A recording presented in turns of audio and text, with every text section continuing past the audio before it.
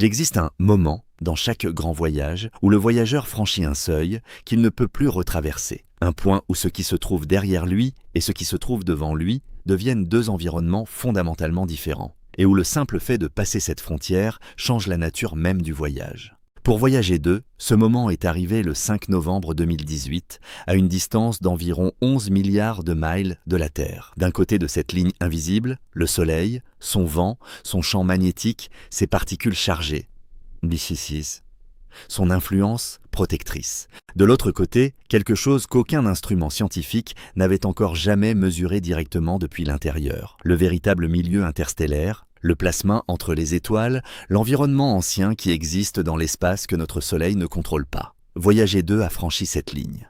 Et ce qu'elle a trouvé de l'autre côté était tellement différent de ce que prévoyaient aussi les modèles que 5 équipes distinctes de scientifiques ont jugé nécessaire de publier 5 articles de recherche distincts le même jour, un an après ce passage, pour expliquer ce qu'elles avaient observé. Ce n'est pas l'histoire d'un mystère que personne ne peut expliquer. C'est l'histoire d'une frontière sur laquelle tous les physiciens qui étudient les confins du système solaire théorisaient depuis des décennies, une frontière que nous pensions comprendre, et qu'un seul vaisseau spatial a prouvé que nous avions comprise de manière très inexacte. Et les conséquences de cette erreur remontent à travers 11 milliards de milles d'espace jusqu'ici, jusqu'au bouclier qui rend la vie possible sur Terre, et jusqu'aux questions sur la stabilité réelle de ce bouclier sur le long terme. Je suis Your Name, et vous êtes sur votre chaîne. Abonnez-vous maintenant si vous voulez plus d'histoires comme celle-ci.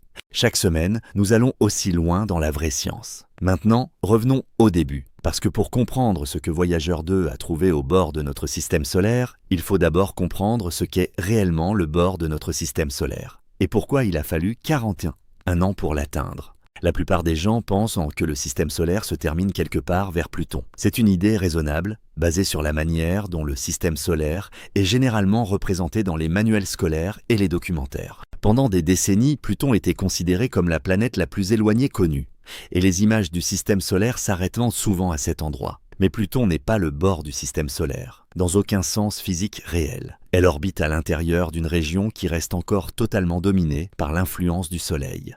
La véritable frontière du système solaire, le point où l'influence du Soleil s'arrête réellement et où autre chose commence, est une structure d'un tout autre type, et elle se trouve énormément plus loin. Le Soleil ne fournit pas seulement de la lumière et de la chaleur. Il libère en permanence un flux de particules chargées appelé vent solaire, qui s'écoule vers l'extérieur dans toutes les directions à des vitesses de plusieurs centaines de kilomètres par seconde. Le vent solaire pousse contre l'espace qui l'entoure et gonfle une immense bulle autour de tout notre système planétaire. Cette bulle s'appelle l'héliosphère. À l'intérieur, c'est le champ magnétique du Soleil qui domine. À l'intérieur, le vent solaire est l'environnement principal en particules.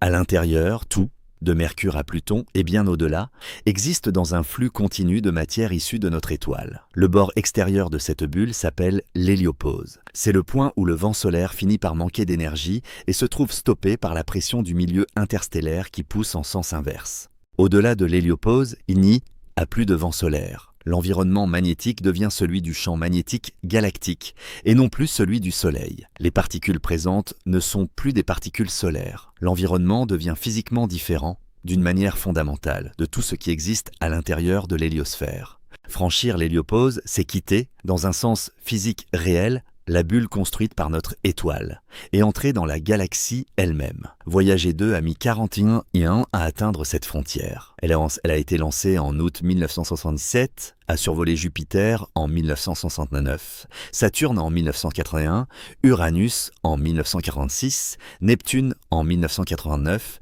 puis elle a continué sa route. Pendant les 3 décennies suivantes, elle a poursuivi sa trajectoire vers l'extérieur, ralentissant peu à peu à cause de la gravité du Soleil, mais allant encore assez vite, à certains moments à plus de 40 000 km/h, pour continuer à progresser vers les limites de l'héliosphère. Et le 5 novembre 2018, ces instruments ont détecté la signature sans équivoque de son passage au-delà de l'héliopause. La mesure du plasma du vent solaire est tombée pratiquement à zéro. Les rayons cosmiques galactiques ont brusquement augmenté. L'environnement magnétique a changé de nature. En moins d'une journée de voyage, Voyageur 2 était passé d'un environnement physique à un autre complètement différent.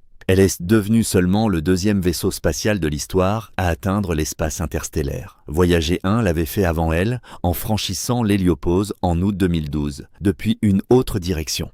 Mais c'est là que l'histoire devient vraiment importante. Et c'est aussi pour cela que le passage de Voyager 2 a donné lieu à 5 articles scientifiques publiés en même temps, alors que celui de Voyager 1, 6 ans plus tôt, avait laissé de grandes questions sans réponse. Quand Voyager 1 a franchi l'héliopause en 2012, elle le faisait avec un équipement scientifique incomplet. Son instrument d'étude du plasma, celui qui avait précisément été conçu pour mesurer les propriétés du plasma dans lequel elle se déplaçait, était tombé en panne dès 1980. Au moment où Voyager 1 a atteint l'héliopause, cet instrument était hors service depuis 32 ans. Les scientifiques ont pu étudier ce passage grâce à son magnétomètre, à ses détecteurs de rayons cosmiques et à ses autres instruments, et ils ont énormément appris grâce à ces mesures. Mais la fenêtre la plus directe sur ce qui arrivait réellement au plasma lui-même, de part et d'autre de la frontière, n'était plus disponible. Les chercheurs ont donc dû déduire les conditions du plasma à partir de mesures indirectes, ce qui veut dire que certaines des questions les plus fondamentales sur le passage de l'héliopause restaient incertaines. L'instrument plasma de Voyager 2, lui, fonctionnait encore. Pour un vaisseau spatial vieux de 41 ans, opérant dans l'environnement radiatif du système solaire externe, c'était presque un miracle. L'instrument avait été construit dans les années 1970 et fonctionnait presque sans interruption depuis plus de 4 décennies. Et quand Voyager 2 est arrivé à l'héliopause en novembre 2018, il était prêt. Pour la première fois dans l'histoire, les scientifiques disposaient d'un vaisseau spatial franchissant l'héliopause avec un instrument plasma en état de marche, capable de mesurer directement la température, la densité et la vitesse du plasma de chaque côté de la frontière, en temps réel, au moment même du passage.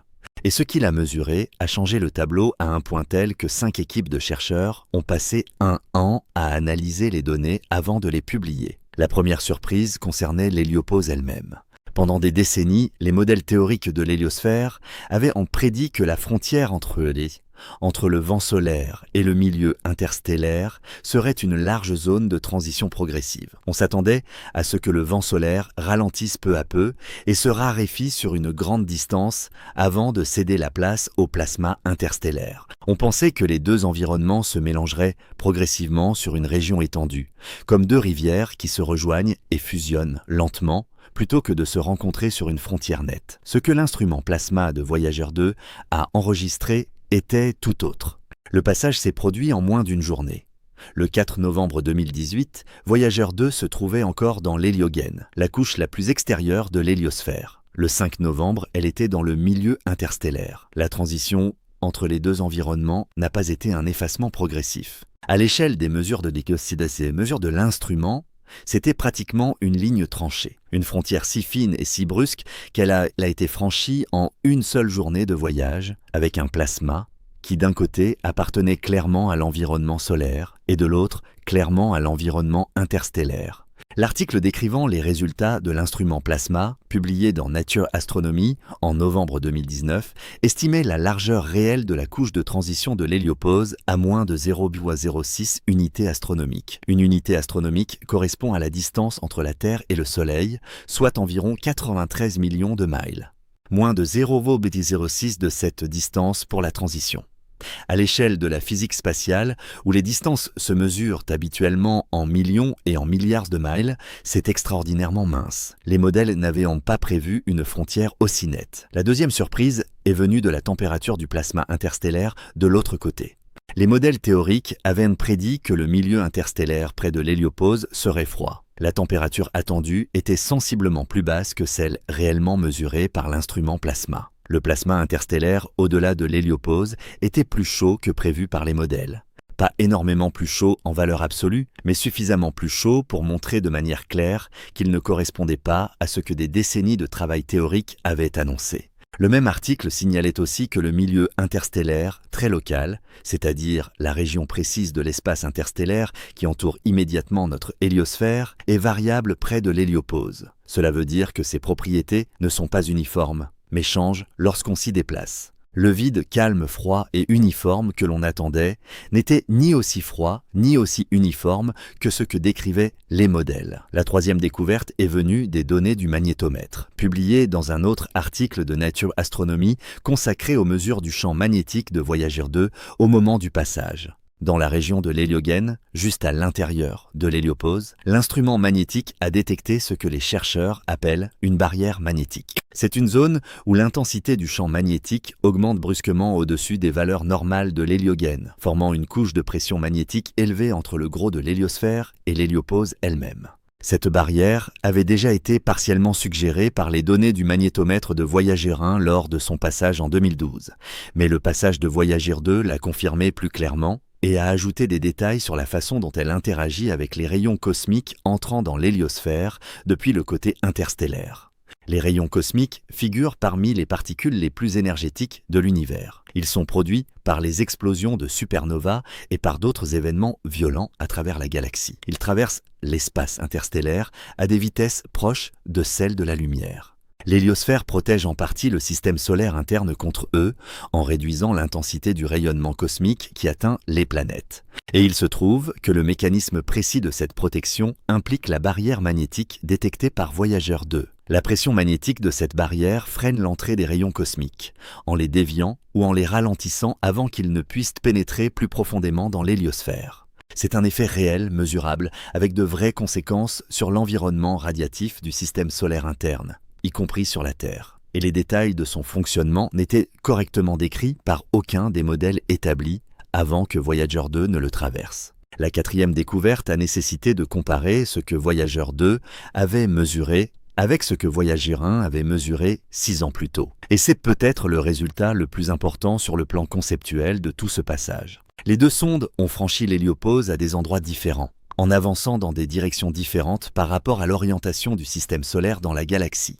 Voyager 1 l'a franchi dans l'hémisphère nord du système solaire, dans la direction du mouvement du Soleil à travers la galaxie, à peu près vers l'avant de l'héliosphère, là où le vent solaire pousse le plus fort contre le milieu interstellaire. Voyager 2 l'a franchi dans l'hémisphère sud, davantage vers le flanc, sur une autre partie de la frontière. Si l'héliosphère était une sphère parfaitement symétrique, avec les mêmes propriétés dans toutes les directions, les deux passages auraient dû rencontrer des conditions globalement semblables au niveau de l'héliopause. Ce ne fut pas le cas. Voyager 2 a rencontré une frontière plus fine que celle rencontrée par Voyager 1, avec des champs magnétiques interstellaires plus forts et des conditions de plasma différentes.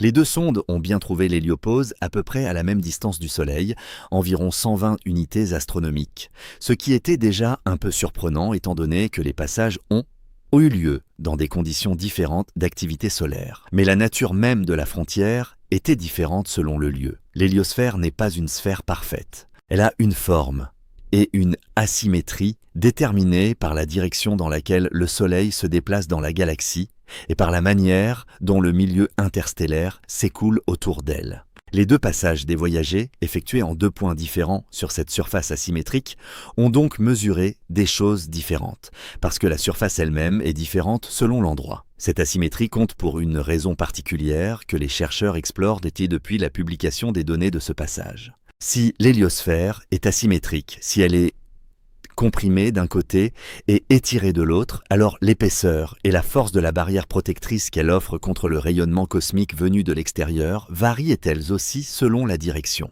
Le système solaire interne n'est donc pas protégé de façon égale dans toutes les directions. La quantité de rayonnement cosmique atteignant la Terre depuis différentes parties du ciel peut être légèrement influencée par la forme de l'héliosphère. Et la forme de l'héliosphère est elle-même influencée par l'environnement interstellaire dans lequel elle se trouve. Les deux points de données fournis par les passages de voyagers, l'un du côté avant et l'autre sur le flanc, sont les seules mesures directes que nous ayons de cette forme depuis l'intérieur. Ils conduisent à des modèles de la structure de l'héliosphère qui ne ressemblent plus vraiment à la sphère symétrique que la plupart des gens ont apprise dans des contextes éducatifs avant 2019. La cinquième grande découverte concernait ce que fait réellement le champ magnétique interstellaire près de l'héliopause. Pendant des décennies, avant que l'une ou l'autre des sondes voyagées n'atteigne cette frontière, les physiciens avaient prédit que le champ magnétique galactique à l'extérieur de l'héliosphère et le champ magnétique solaire à l'intérieur seraient largement déconnectés.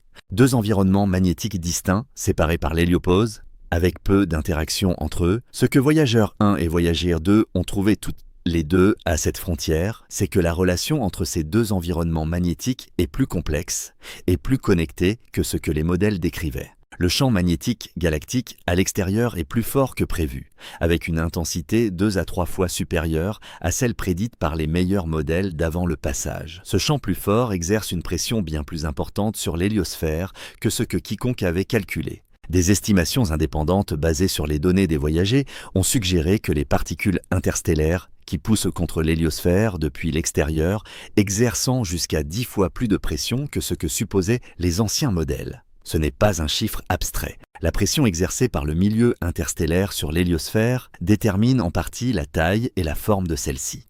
Une héliosphère plus comprimée pourrait offrir une protection un peu moindre au système solaire interne. Et sur des échelles de temps géologiques, si le Soleil traverse des régions de la galaxie où le milieu interstellaire est plus dense ou plus actif magnétiquement que notre environnement local actuel, l'héliosphère pourrait se comprimer suffisamment pour exposer le système solaire interne à des intensités de rayons cosmiques plus élevées que celles que nous connaissons aujourd'hui. Les données des voyagers ne prouvent pas que cela s'est produit, ni que cela se produira à une date précise. Mais elles établissent que le milieu interstellaire exerce sur l'héliosphère une force plus importante que ce qu'avaient pris en compte les modèles.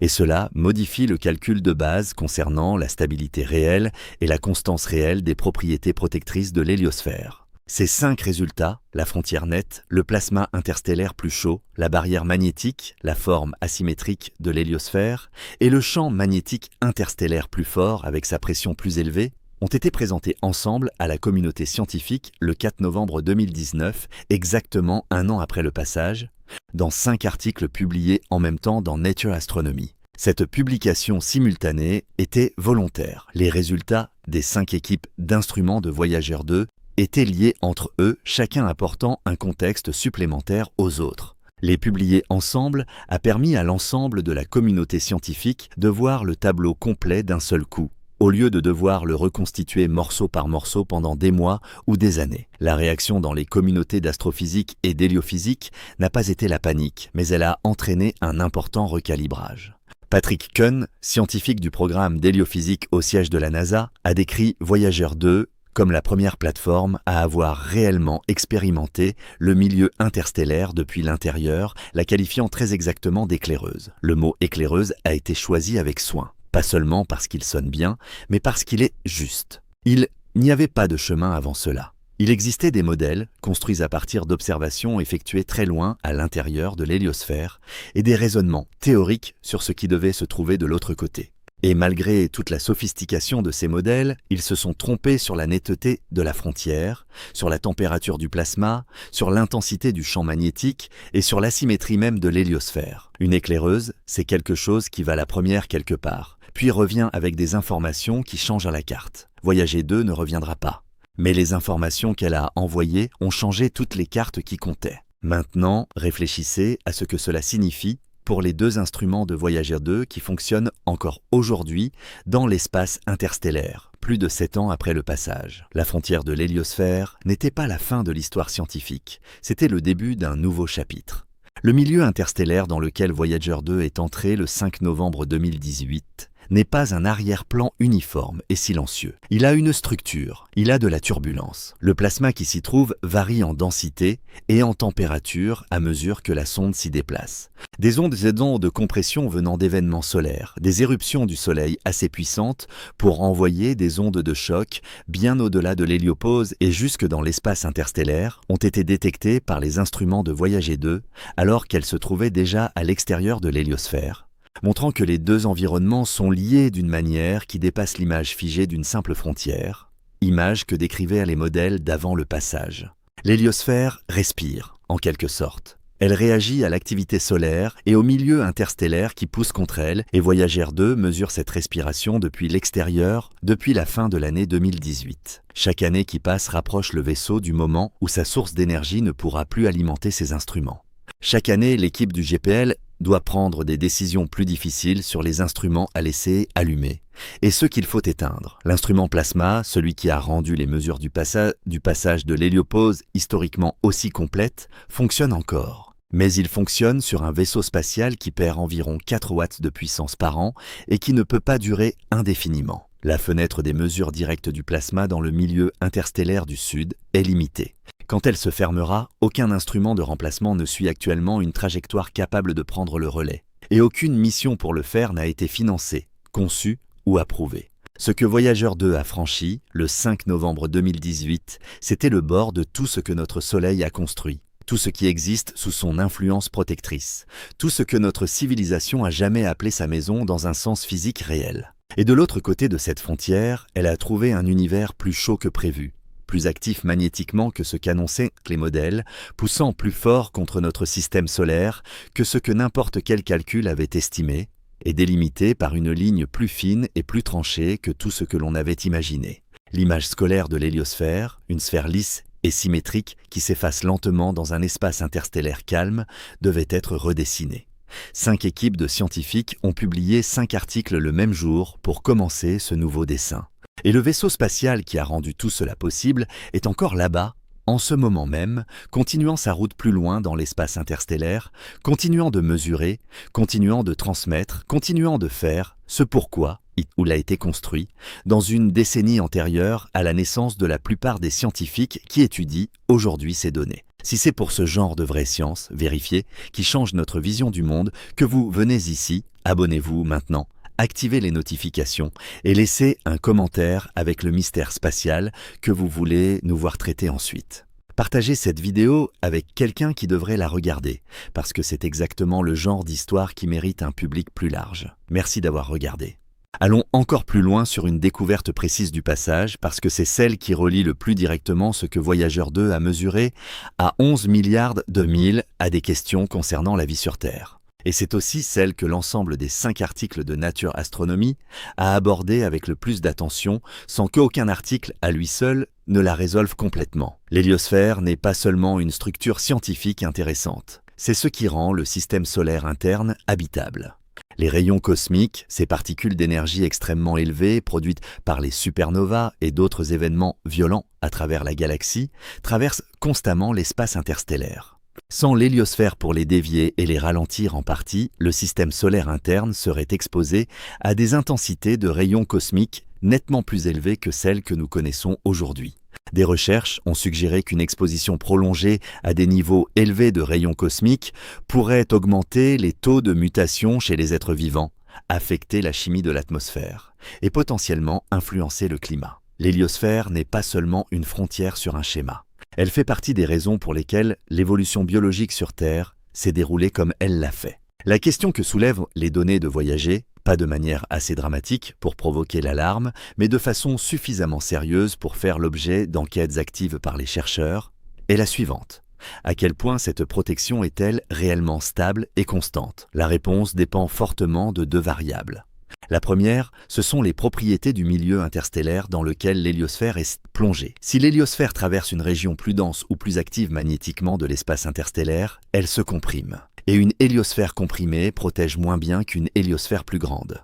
La deuxième variable, c'est l'activité du Soleil lui-même, qui détermine la quantité de vent solaire dont l'héliosphère dispose. Un Soleil plus actif produit plus de vent solaire, ce qui soutient une héliosphère plus grande. Une période moins active produit moins de vent solaire, ce qui peut permettre à l'héliosphère de rétrécir. Ce que les données du passage de Voyager 2 ont établi, c'est que la pression magnétique interstellaire exercée sur l'héliosphère est environ 10 fois plus forte que ce que supposaient les modèles d'avant ce passage. Cette pression extérieure plus forte signifie que l'héliosphère est davantage comprimée que ce que prévoyaient les modèles, ce qui veut dire qu'elle est un peu plus petite que ce qu'ils annonçaient. Ce n'est pas une crise. L'héliosphère reste largement assez vaste pour assurer une protection importante au système solaire interne. Mais cela signifie tout de même que nos modèles sur la quantité réelle de protection dont nous bénéficions et sur la manière dont cette protection évolue sur les temps géologiques à mesure que le Soleil traverse différentes régions de la galaxie doivent être recalibrés à partir des vraies mesures que seul Voyager 2 était en position de fournir. Ce recalibrage est toujours en cours. Les articles publiés depuis l'analyse du passage en 2019 continuent d'affiner notre compréhension de la forme de l'héliosphère, de sa réponse aux variations de l'activité solaire et de la structure du milieu interstellaire très local qui l'entoure. Et chacun de ces articles s'appuie, en partie, sur le flux continu de données que Voyager 2 envoie encore depuis l'espace interstellaire. Le vaisseau spatial qui a franchi l'héliopause en 2018 continue encore aujourd'hui à contribuer à l'analyse scientifique de ce qu'il a trouvé au moment de ce passage, parce que les données qu'il envoie sur le milieu interstellaire qu'il traverse toujours ajoutent du contexte à tout ce qui s'est produit à la frontière elle-même. Pensez à ce que représente réellement cette continuité des données. Depuis novembre 2018, Voyager 2 envoie chaque jour des mesures prises de l'intérieur même du milieu interstellaire. Des mesures de densité du plasma, de force et de direction du champ magnétique, des comptages de particules énergétiques d'origine solaire et galactique. Dans un sens très réel, le vaisseau est en train de tracer une carte. Pas une carte de relief comme le ferait une sonde de surface sur une planète, mais une carte de conditions. Un relevé de ce à quoi ressemble le milieu interstellaire près de notre système solaire en fonction de la distance à l'héliopause, point après point, à mesure que le vaisseau s'enfonce davantage. Aucune carte de ce genre n'existait avant le 5 novembre 2018. Aucun télescope depuis la Terre ne peut la remplacer. Et elle ne peut être tracée que tant que le vaisseau continue de fonctionner. La panne de communication de 2023, qui a duré 14 jours avant que l'appel de la station de Canberra ne rétablisse avec succès le contact, a interrompu cette cartographie pendant 2 semaines. 14 jours de points de données qui ne seront jamais récupérés. À l'échelle d'une mission qui dure depuis des décennies, 14 points manquants représentent un petit vide.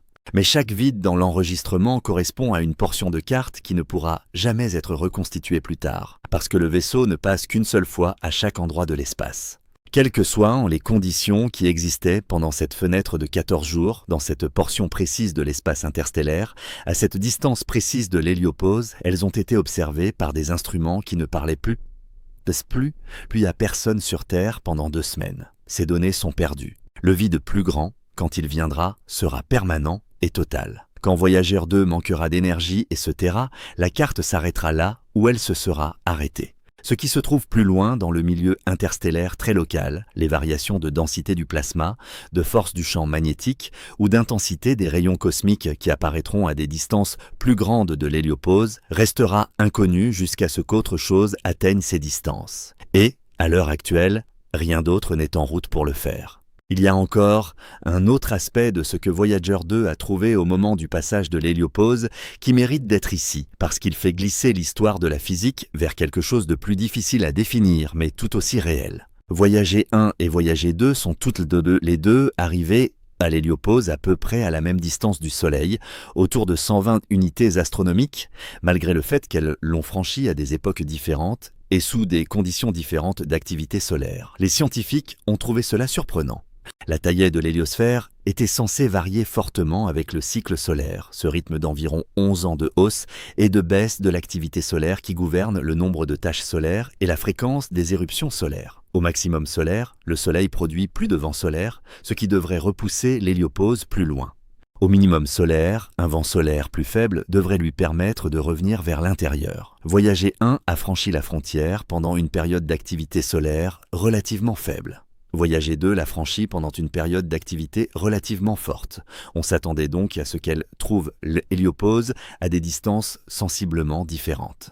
Ce ne fut pas le cas. Cela suggère que la pression du milieu interstellaire est suffisamment stable sur les échelles de temps concernées pour maintenir l'héliopause à peu près au même endroit, quel que soit le niveau d'activité du Soleil dans son cycle. En d'autres termes, l'environnement extérieur joue un rôle plus dominant dans la définition de la taille de l'héliosphère que le vent solaire interne à lui seul. La galaxie pousse en retour, et elle pousse avec assez de constance pour maintenir la frontière presque stable. Il y a quelque chose dans ce fait, dans cette image de notre Soleil faisant de son mieux pour maintenir sa bulle face à la pression constante de la galaxie qui pousse de tous côtés, et de la galaxie maintenant cette frontière presque immobile, quoi que fasse le Soleil à l'intérieur.